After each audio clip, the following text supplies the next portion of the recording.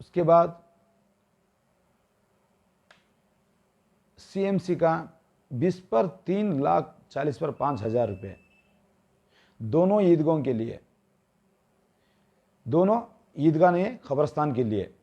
खबरस्तान के लिए 20 पर 3,40,000 पर 5,000, जो अभी आप देख चुके हैं कि मीनारों के साथ, जालियों के साथ, नए नए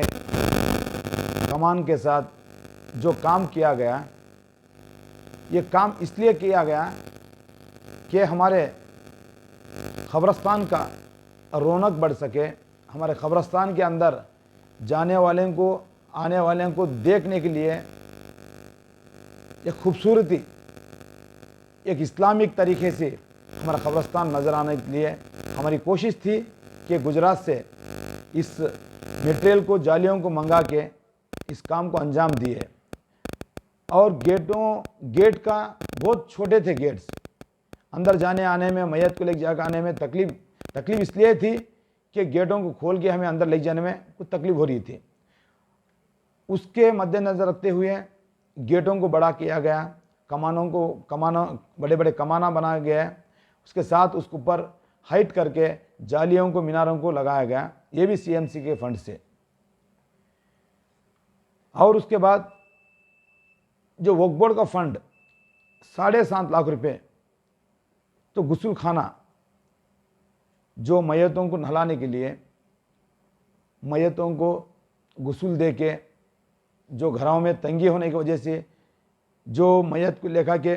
अंजुमन के खबरस्तान में नहला धुला के कफन पिलाने के लिए एक गुस्ल खाना तैयार किया गया वक्फ बोर्ड के फंड से, वो भी आपके सामने रख रहा हूँ मैं। और उसके बाद वज़ू खाना,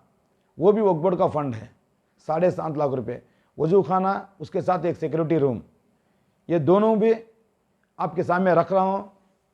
एक बार वज़ू करने से 60 मेंबर्स वज़ू करने की सब बना के वज़ू खाने को हमें बना चुके हैं, ये भी आप देख चुके हैं अल्हम्दुलिल्लाह, आपके सामने ये भी रख रहा हूँ मैं। उसके साथ साथ जो हाल ही में खबरस्तान के अंदर, यानी कि पुराना खबरस्तान, उधर लाइटिंग नहीं था, खंडारा था, वहाँ लाइटिंग के लिए हमारे 20 पर 8 में काउंसलर मंजूनाथ बोल को, वो खुद अपने का फंड लेके हमारे खबरस्तान के लिए एक आईमैक्स लाइट 6.5 लाख रुपए का आईमैक्स लाइट वो हमें दिए हैं। उसका भी अभी हाल ही में वो काम हुआ है, वो भी आपके सामने मैं रख चुका हूँ। और उसके बाद हमारे काउंसलर 20 पर 7 वार्ड के काउंसलर मोहम्मद गौस, वो अपना फंड में हमें 10 लाख रुपए खबरस्तान के लिए दिए हैं। वो खबरस्तान के लिए इसलिए है कि हमारा दीवार मट्टी का दीवार था, उस दीवार को अब मजबूती के साथ, जालियों के साथ बनाने के लिए उनका फ़ंड हमें बहुत ज़रूरी है कि वो फ़ंड के फातिहा खानी हो चुकी, काम भी शुरू हो चुका है। वो